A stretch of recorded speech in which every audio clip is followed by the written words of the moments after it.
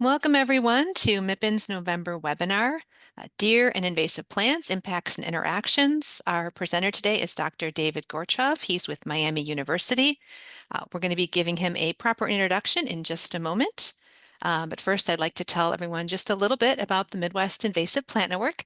Introduce myself. My name is Michelle Belasker. I'm the director of MIPIN. And we have a mission to reduce the impacts of invasive plants in the Midwest. I'd like to take a moment and just recognize and thank our sponsors for 2025 who help make webinars and other aspects of our work possible. And I also want to make sure I recognize the USDA-Forest Service. We have a couple of grants with them this year. One of them is devoted to prevention and early detection of invasive plants in high priority Midwest forests. So this topic I think is very related to that work. This map represents MIPIN's region, so we cover 10 states and provinces. We have a lot of different resources that you can find on invasive plants at mipin.org, including an invasive plant list, which has been recently updated because there's been some regulatory changes in our area. We have a controlled database, so if you're looking for management techniques, you can do a customizable search.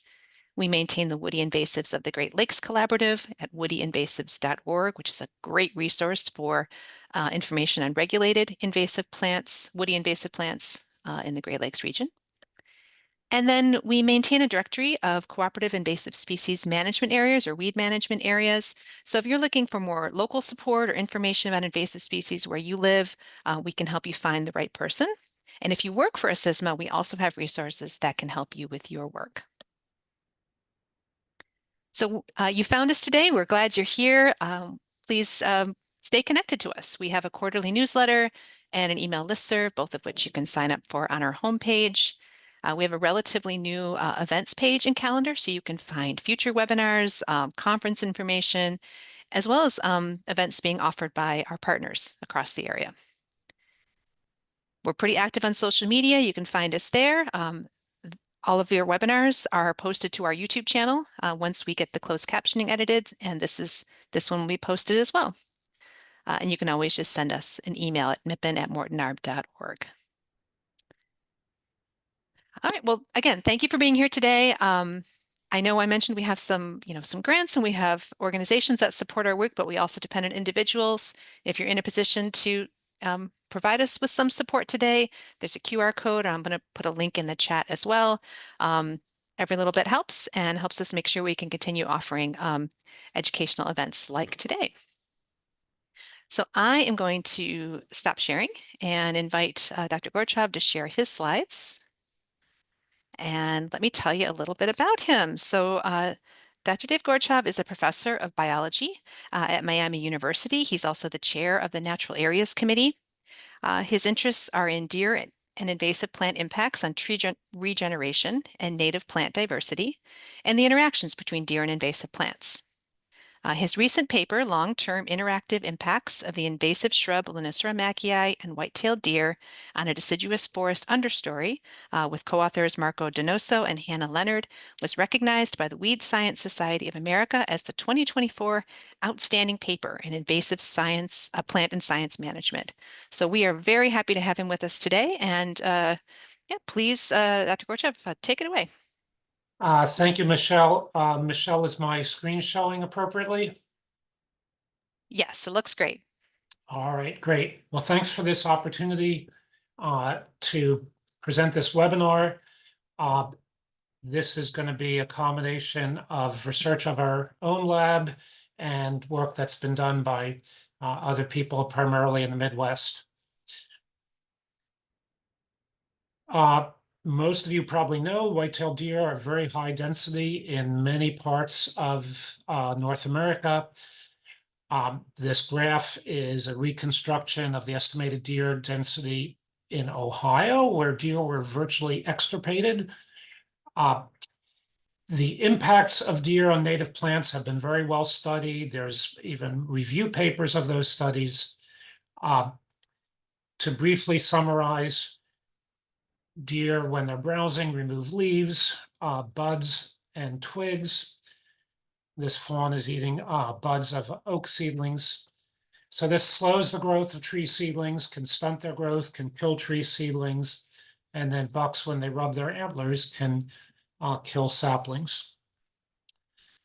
But as those of you who've been involved in MIPA know, that many invasive plant species also have negative impacts. And these have also been reviewed.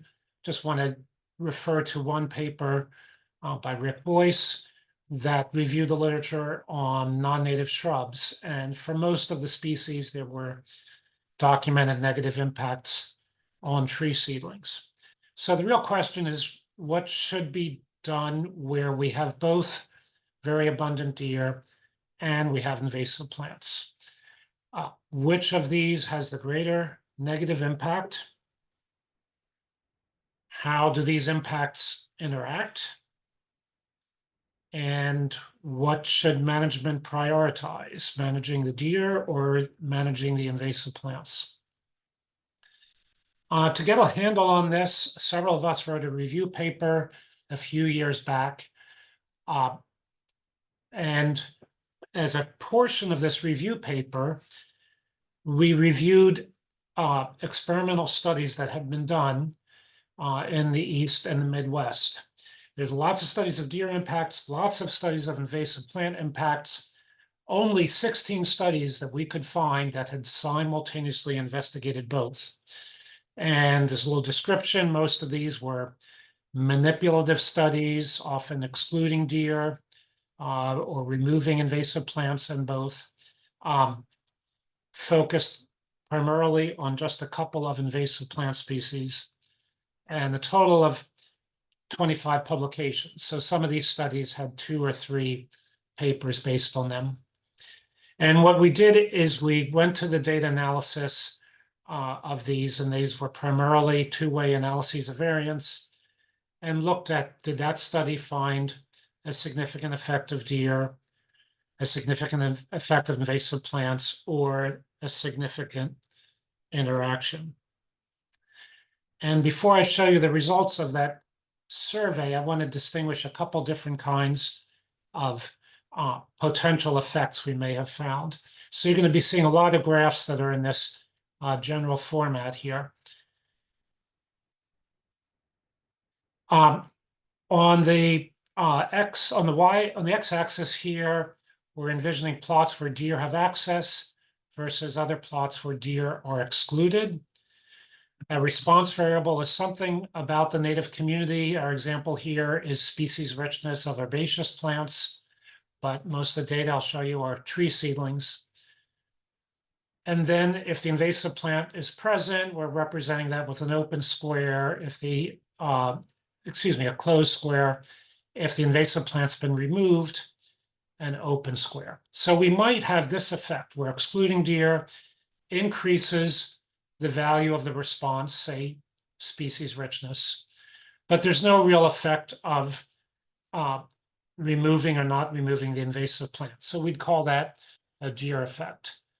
Alternatively, there might be an enhancement of that response when we remove the invasive plant, but no real effect of excluding deer. So that would be an invasive plant effect. We might have both. If you exclude deer, the response goes up. If you remove the invasive plant, the response goes up. If you do both, the response goes up in an additive way. So that would be an additive response. There's lots of other combinations. I'm going to focus just on one of those because we frequently found it. And this is a synergistic response, that we don't really see an effect of excluding just deer or just removing invasive plant. But if we do both, then we see a higher response. And so the synergistic response can be also thought of as the deer effect and the invasive plant effect are sub-additive, meaning if we really thought that the invasive plant was reducing our response this much and deer are reducing it this much, if we did both, if it's additive, we'd expect it to be down here, like over here in the additive graph. And it's not. We're just seeing it about the same as with one of those stressors. And so these are sub-additive effects of deer and invasive plants and a synergistic response to removing both.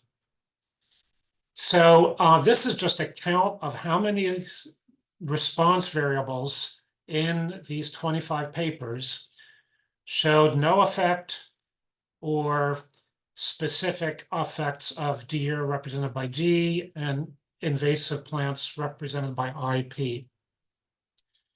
So one result is we had a lot of response variables where there was the negative effect of deer. Sometimes both deer and invasive plants were both negative. Sometimes only deer had a negative effect. Sometimes there's a negative effect of deer and a positive effect of invasive plants.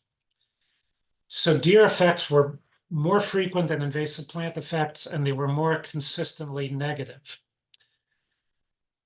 But I was really interested in these over here, where we had a significant interaction of deer and invasive plants. And so the next graph, and really the rest of the talk, is about these interactions.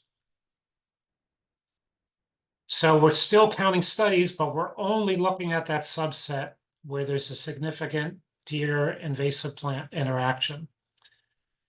And the most common, there's all sorts of patterns here, but the most common was this synergistic effect, where we did not have a direct effect of deer, we did not have a direct effect of invasive plants, but where we removed both, we had a higher response. So this was a really common outcome, not universal, but this was what we most frequently saw. So I'm going to switch from this review to talking about a study we've been doing here in Southwest Ohio in the Miami University natural areas. And Tom Christ and I set this experiment up in 2010 in 5 different stands of mixed hardwood forests. We picked areas that had moderate levels of Amur honeysuckle. This was by far the most common invasive plant in these stands. Tom and his students estimated deer density. So different years, different times of year, different parcels, the densities were in the range of 5 to 18 deer per square kilometer. In deer per square miles, it's between about 13 and 47 deer per square mile. So moderate to high density deer, moderately high density honeysuckle. And this experiment had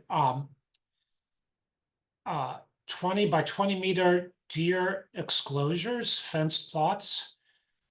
Each was paired with a deer access plot where we just marked the corners. And then in a random half of each plot, we removed all of the Amur honeysuckle.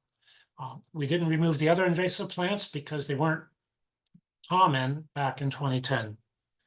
So this is a split plot experimental design. We measured lots of things. I'm going to focus on tree seedlings. And here's data. Again, we're looking at the graphs the same way, where deer have access, where deer were excluded. Our response is species richness of tree seedlings in the plot. The black circles here are where honeysuckle has been removed. The gray where honeysuckle is present. This is after 5 years of the experiment. This is after 11 years. And we're seeing really this synergistic response where deer are excluded and the honeysuckle was removed. We have much higher species richness of tree seedlings than in the other 3 treatments. There was a significant effect of deer exclosure as well. So more seedlings where deer were excluded, but much more where the honeysuckle was removed. And this increased over time. And we just had I'll show you newer data in a moment. First, I want to switch to density of tree seedlings. So we're defining seedlings between 30 centimeters, that's about a foot tall, and 2 meters tall. And again, we've got our deer access and exposure, and we have much higher density of tree seedlings where deer were excluded and honeysuckle removed than the other three combinations. So this effect was noticeable in 2015. It was stronger after 11 years, and brand new data after 15 years. We're seeing the same pattern, and this is Joseph Craver's master's thesis work. So why are they not additive, right? Why are we seeing the synergistic pattern that I showed you earlier, and not additive? Why isn't it even lower where deer have access and the invasive plants are present? And we could put all the explanations into these two categories. One is in the invasive plants, in this case, honeysuckle, somehow mitigate the negative effects of deer. And the second is that the deer are somehow mitigating the negative effect of the invasive plants. So we'll take these one at a time. So does honeysuckle in particular mitigate the negative effect of deer? Does it protect tree seedlings from deer browse? So this was a chapter in Jessica Peebles-Spencer's dissertation. She looked at planting native tree seedlings underneath honeysuckle shrubs in two of these natural areas, mixed hardwood stands, but also planting seedlings just outside of the canopy of the honeysuckle. And then half of her plots she fenced off to make these very small deer exposures. And I'm going to show you the results just for sugar maple, because these are the most interesting. Where we are away from the honeysuckle, so just outside of the canopy of the honeysuckle, where deer are present, we have very low survival of these sugar maple seedlings. Where we fence deer out, we have very high survival, right? So the deer are finding these seedlings, they're browsing them, and they're killing some of them. They're killing most of them. In the same plots, if we just move a few centimeters over and we're underneath the honeysuckle, where deer are excluded, it's somewhat lower survival, but where deer have access, it's much higher survival. So being underneath the honeysuckle greatly enhances sugar maple seedling survival. So the deer are not seeing them, not attempting to browse them. We don't really know what's going on in the minds of the deer, but we have deer, we have the honeysuckle mitigating deer browse and reducing the mortality of sugar maple seedlings. So now let's switch to the other way. Are deer somehow negatively mitigating the negative effect of honeysuckle? Well, deer browse honeysuckle, shown here, a honeysuckle twig that's been browsed by deer. And here is one of our deer exposures. This is after 12 years of exposure. So the right-hand side here has had no deer for 12 years. The left side was just, no, this was not part of our experiment. Back in 2010, there was no difference in honeysuckle cover on these two sides. The honeysuckle is now much greater cover in the deer exposure. This is stem growth of the same honeysuckle. So we measured every single stem of honeysuckle. These are in the half plots where we didn't also remove honeysuckle. 2010 is when we set this up. If you add up the basal area of all those stems, there was no difference in the two, whether we excluded deer or not. After 5 years, the honeysuckle we had bigger stems, more stems, particularly where deer had been excluded. And after 11 years, a much greater effect. So where we exclude deer, the honeysuckle continue to grow. So they're not only having lots of low branches, but greater stem growth, whereas they basically stop growing where the deer have access. So a little more on deer browse on honeysuckle. This is from Kylie Martinod's master's thesis. Uh, she measured deer browse on honeysuckle once a month for a year and quantified exactly how much was being browsed based on how much stem tissue was missing. And there were two peaks of deer browse. One was in May and one was in August. The deer are mostly going after leaves. They're not browsing very much stem tissue. The spring, this is when our native deciduous plants are leafless, but honeysuckle and a lot of these other Asian shrubs had leaf out early. There's something else going on in late summer. We're not sure exactly what that is, but we are very interested in this early spring period. So here's some more early spring data. This is browse on seedlings just on the new growth. So this was done in an old growth beech maple forest at Houston Woods State Park. This is in late May, so early spring, just looking at the new growth. Most of the twigs were spice bush, the top row, but only 0.2% of them were browsed. We had beech, and only 4% of those twigs were browsed. We have pawpaw that wasn't browsed at all. But Amur honeysuckle, 20% of all the twigs had been browsed just between leaf out and late May. So during this period, the deer are really focused on browsing on honeysuckle. And it's really no surprise. That's where the protein is. So leaves are higher protein than stem tissue. And Kylie Martinod measured the crude nitrogen, the nitrogen content, estimate crude protein. And these leafy twigs of honeysuckle have much higher protein than leafless twigs of sugar maple and beech and other deciduous plants.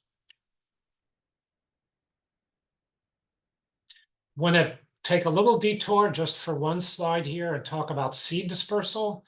Amur honeysuckle seeds are dispersed by birds like robins and catbirds and starlings, but they're also dispersed by white-tailed deer. So this was part of the master's thesis of Steve Castellano, getting deer fecal pellets and putting them in the greenhouse to see what germinates. And among other things, Amur honeysuckle seedlings germinated. And then Pete Garden, as part of his master's thesis, not only documented the seed dispersal, documented deer eating ripe fruits and using deer movement data from Southern Illinois, projected how far the seeds would go. We know how long material takes to pass through a white-tailed deer. When we had the movement data from our collaborators at Southern Illinois. And so female deer, that's where we had most of the data, could take honeysuckle seeds 2 kilometers, occasionally 6 or 7 or 8 kilometers from where the fruits ripen. So these may be the real long distance dispersers of Amur honeysuckle. Now we're going to go back to our deer exposure experiment in the Miami natural areas in Ohio and look at the forest floor layer, total cover of just native plant species. And in places where honeysuckle was removed, so these black dots here, if the deer are present, we get lower cover, right?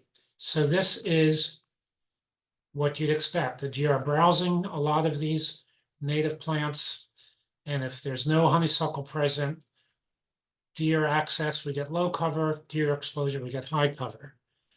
But conversely, where the honeysuckle is present, these gray dots, letting deer in actually enhanced native plant cover.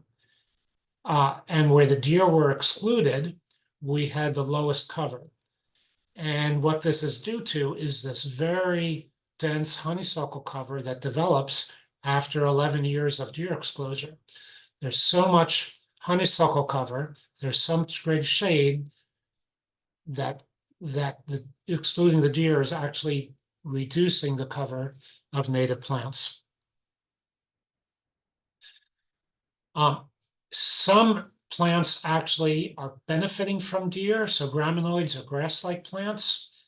So here, where deer were excluded, whether or not the honeysuckle is present, we have low cover of grass-like plants. Where the deer have access, we have more grasses. The deer are also increasing bare ground. So this is ground that's not covered by leaf litter in the summer. Where deer are excluded, there's not a lot of bare ground. The leaf cover's there. Where deer have access, there's more bare ground. This is probably due to non-native earthworms. Other studies have shown that the presence of white-tailed deer increases populations of non-native earthworms. Some of these worms come up to the surface, grab fallen leaves, pull them underground and eat them. And in that way, they're reducing leaf litter cover and increasing bare ground.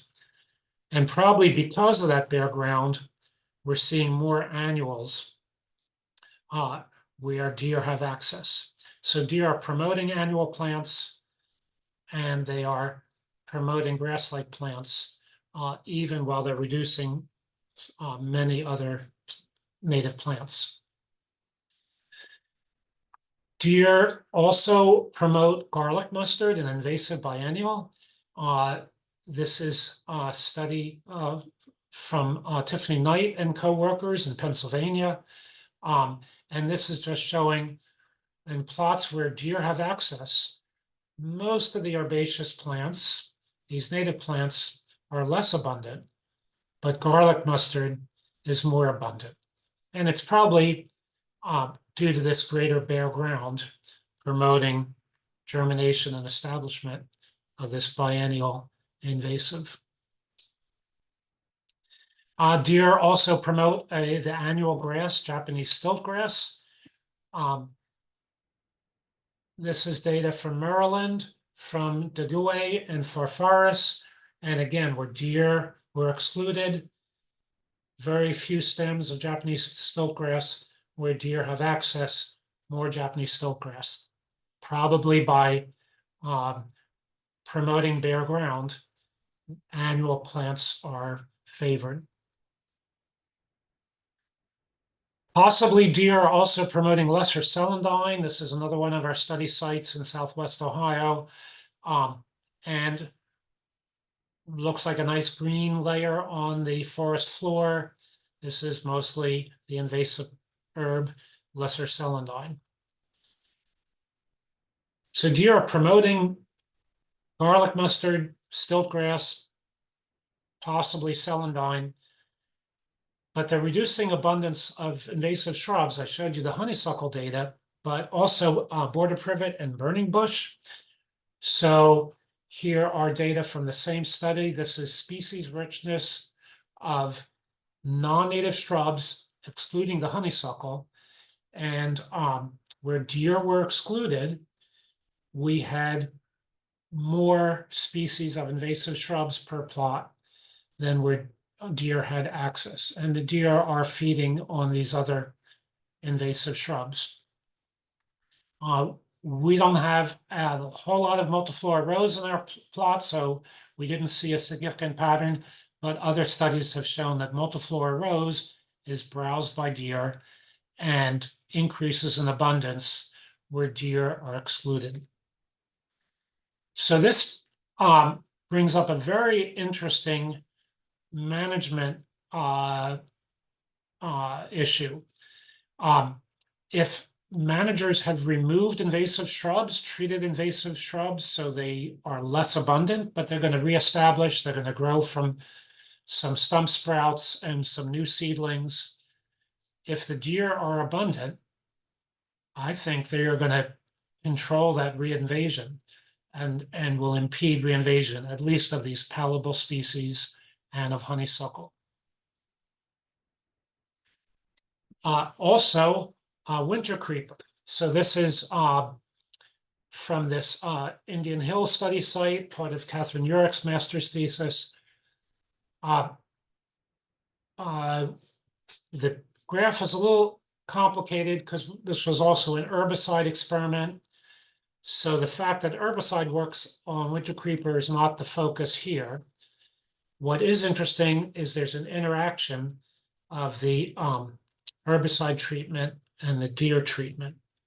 So we're going to focus just on these control plots marked in blue, where we did not spray herbicide. And 2023, this was before herbicide treatment, and then we treated for 2 years, and we have winter creeper cover 2 years later.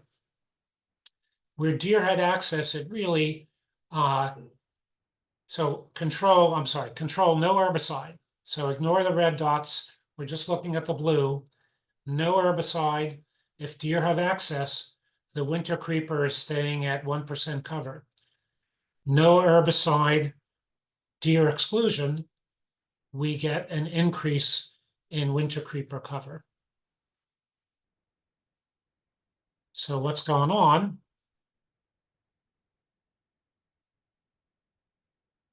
Sorry, I need to run my video here. Is deer eat winter creeper. So this is just from my back window. This is winter creeper being browsed by this fawn. So this is a plant that deer are eating, as is calorie pear. And so this is an invasive tree. Haley Weber is wrapping up her master's thesis. She documented deer browse. This is an interior of forests. We're not looking at old fields or edges. So she documented deer browse. Some of the seedlings, here's a calorie pear seedling that she's put a poultry wire cage on. So these are P for protected versus not protected seedlings. And over the course of 2 growing seasons, she looked at the height growth. And red and black are just our 2 different study sites. So where the seedlings were not protected, they didn't grow. And in fact, on average, they lost height over these 2 years.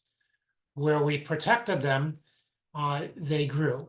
So we have similar data on basal area growth. So deer are impeding the invasion, at least of forest interiors, of calorie pear. So what are the management implications for areas where there are abundant deer and there are invasive plants? You need to manage both. That's where we saw, at least for tree seedlings, we saw that synergistic response. We didn't see greater density or diversity of tree seedlings unless we had both excluded deer, which is the extreme form of reducing density, and removed invasive shrubs. If you can only do one first, I think it's important to manage the deer first. If the invasive shrubs are removed first, you don't have that protective function. And those last few tree seedlings that are hiding underneath invasive shrubs are now exposed to deer browse. Leaving the cut shrubs in place will impede deer browse. So if there are desired tree seedlings or other plants, this provides places where the deer can't get to them. So hauling away the shrubs, chipping them, you lose this protective, at least short-term protective function. In some situations, it's not feasible to reduce deer populations enough. One upside of that is the deer may limit the reinvasion of the shrubs. But if what you want is tree seedlings to recover and wildflowers to recover, then you need to protect at least parts of the area. So within the Miami natural areas, we've been managing for deer once we saw what effect this was having on tree regeneration in our area. And like I imagine some of your areas, it's an archery-based program. Licensed hunters can enter a lottery to be able to put a deer stand for a defined period of time in one of our areas. Now, I was thinking archery-based deer management is this very innovative, modern technique, until I went to an art museum in France and realized even back in ancient Greece, people were using archery to manage deer populations. So we have some short-term effects. This is Aaliyah Cooper's master's thesis. After just 1 year of deer management, we brought deer densities down to about 4 to 6 deer per square kilometer. So that's like 10 to 16 deer per square mile. So this was reducing the deer density. And we are periodically monitoring the recovery of the tree seedling layer, density of tree seedlings, height growth of the seedlings, and damage to the apical shoots of tree seedlings. Back to this idea of exclosures. This is part of Abby Hayes' master's thesis. In an early successional forest in the natural areas, we wanted to see if we could have a very inexpensive, low-tech, temporary deer exclusion. So we used existing tree seedlings, these are red cedars in this stand, as corners, but we were able to make the plots approximately 3.5 meters on a side, so about 10 feet on a side. We got these 7 foot high just by putting one layer of 4 foot poultry wire, and then on top of that, 3 foot poultry wire. For each of these exclosures, it was about $84 in material and about 4 man hours to put them up. And here's per foot of perimeter fence, about $1.40 in materials. We planted tree seedlings, but we also monitored the natural regeneration. So this is height growth over the first 3 years, again, where deer were excluded versus where deer had access. We also removed invasive woody plants from some plots and not others. That didn't really matter very much. This is just showing the fastest growing seedling in each of these small plots. And we got this greater growth where we excluded deer. So these are effective in excluding deer. They are effective at increasing tree seedling growth.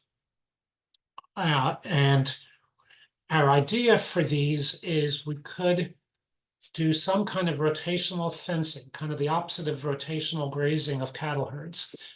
So you can imagine one of these simple exclosures being put in the area, or maybe, many of them spaced out, leaving them long enough for the sugar maples and other tree seedlings to grow tall enough that the deer will not kill them when they get back in. That might be 12 years, that might be 15 years. It's not going to be really fast. But once that regrowth is tall enough, those exclosures can be disassembled and put somewhere else, and the regeneration can go in there. And so with several of these on the landscape, you can get these parcels of regeneration going that then are tall enough to allow deer to re-access the plots. So that's all I have. Many people helped out with this, and I thank you for your attention today.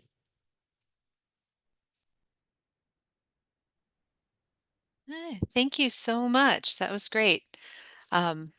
You answered some of my questions. I was really interested when you talked about if you had to prioritize, the deer exposure, and then you got into the logistics of how that can happen. So I want to invite anyone who hasn't submitted a question to the chat yet, please do so. I see we did get one question that just dropped that says, have you found anything around using a decoy like food plots and enticing the deer away with more desirable or easier to get browse? I'm going to look at the chat. So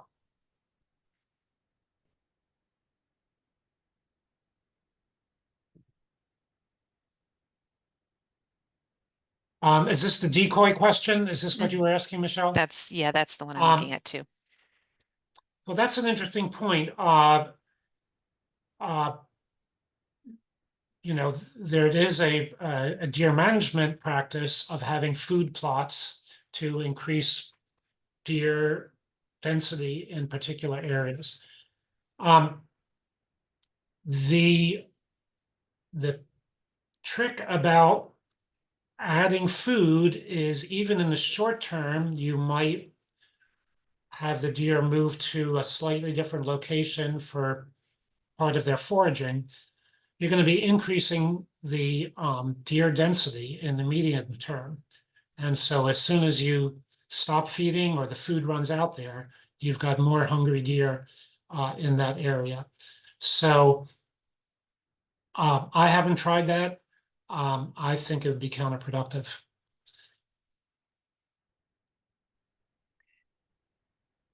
I'm curious, I live in a community where they do the community does deer control, right? On an annual basis. Have you coordinated with any communities that do that or um seen if that had, I don't know what your thoughts are on how effective that is. Michelle, I missed the first part. Have I Oh, coordinated communities that did what? so some communities do deer calls, right? They Uh-huh. do deer management. Yeah. I don't know how have you looked at all into how that may factor in, like communities that do that versus that don't? Um, we did somewhat uh, we worked with Cincinnati Parks and Hamilton County Parks. Part of Callie Kuhn's master's thesis was looking at tree regeneration, and most of the sites had deer management, and we had data from the parks on estimated deer density.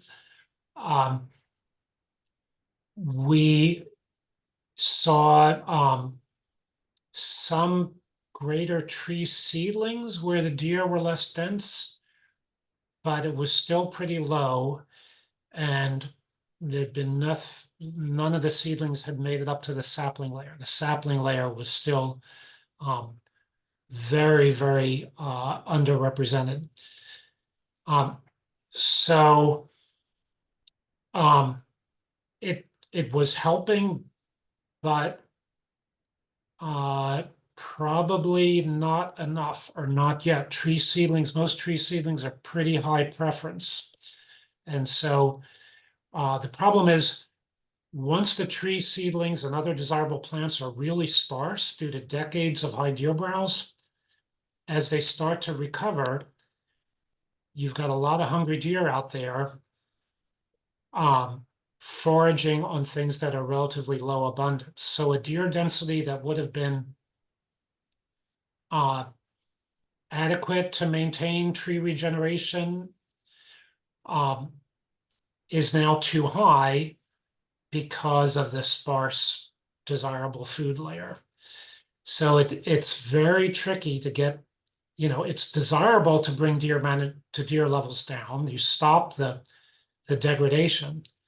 Um, but the deer densities, it's very hard with um, sports hunters to get the density low enough to allow the recovery. And that's where these temporary exposures may be needed. That makes sense. Okay. I don't see any additional questions coming in. I think it was a very, very thorough presentation. We'll give everyone just maybe one more minute. But again, I would just like to say thank you for your time today and sharing your expertise. Um, and oh, and I will put Dr. Gorchov's email in the chat in case anybody thinks of a question later that you want to share with him. I see that we just got another question in the chat. I can Yep, go answer right that. ahead. Yeah. So the question is, was there confounding influences by other mammals like rabbits or birds like blue jays? So in the case of our exclosures, um, probably rabbits could get in. The screen size for those large exclosures was pretty big. Um, Birds could certainly get in from the top, except wild turkeys, which we don't have that many of. So we think the effects we're seeing are due to deer, but we might potentially have had less turkey activity or less rabbit activity. Those last temporary exposures I showed you, those did have a smaller mesh, so those would be keeping out rabbits and some other sort of medium-sized animals. Uh, uh, Rabbits are certainly browsing tree seedlings, and probably in old fields and edges, they are really important. In forest interiors, I don't think they're doing a lot of the deer browse. I'm not sure if that answers Denise's question. Okay, Josephine has a good question here. Your view of the efficacy of deer exclusions versus individual tree tubes. Either should work. The individual tree tube, you've got that one sapling protected, and it's still, both of these need to be checked periodically. Our exclosures, occasionally a branch lands on one and a side is bent down, and we have to remove the branch and get the side back up. But it's the same for a tree tube. It could get knocked over. So both will require some labor to check on them. So tree tubes are great. There's various kinds of protection that can be bought commercially or constructed around existing tree seedlings or planted tree seedlings. Those work great. Our thought for those small exclosures is to sort of avoid the planting and let the natural regeneration happen, because these tree canopies typically still have many tree species producing acorns, producing seeds. They will reseed. In many cases, you've got small seedlings that just keep getting browsed down by deer. The seeds are there, the small seedlings are there. Just fence off an area and allow the natural regeneration to happen. But it could be interesting to do sort of a cost-benefit analysis of whether that is better. But my thought is it's the whole community. You'll get many species coming in, and not just that what you've planted and protected.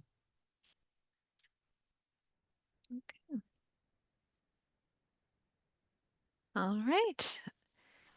Oh, we got it. Oh, they keep popping in. Okay, great. Go ahead. Yeah, Denise had asked, did soil compaction by deer disturbance favor certain plant species regeneration? So that's a great question. We didn't tease apart the effects of compaction versus browse versus enhancing earthworm abundance. So we, with deer and without deer. And we did see individual species of annuals as well as annuals altogether benefiting. And again, the grass-like plants. The annuals, we think it's due to the bare ground, and so maybe not so much soil compaction as earthworm activity. The grasses in general, deer are avoiding grasses, so it may just be less competition from other plants where deer are present, and less shade from honeysuckle. Deer do have favorite plants. So unlike the honeysuckle where the shade is affecting all the plants, the deer, have higher preference plants. Something like spring beauty is a very low preference plant. And in another experiment, we found spring beauty doesn't benefit at all from deer exposure. The deer really aren't eating it. So you do have a shift in herb composition with the deer losing their favorite species, and in some cases gaining others, particularly short-lived annuals and biennials.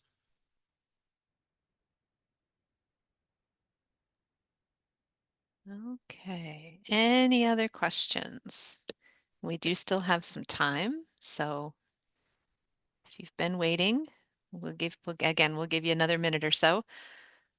Just a reminder, everyone, we are recording this, so I always take some time to do the closed caption editing, and then it'll be posted to MIPIN's YouTube channel. So there will be if you follow us on social media, there'll be a reminder there.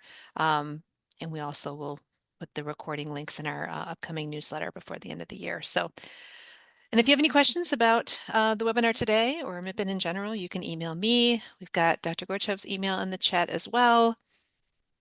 Don't see any more questions coming in. So I think we'll end it here unless you have any final thoughts you want to share. Now, thanks so much, Michelle, for facilitating, and thank you everyone for your attention and your questions. All right. Yep. Thanks everyone for being here today.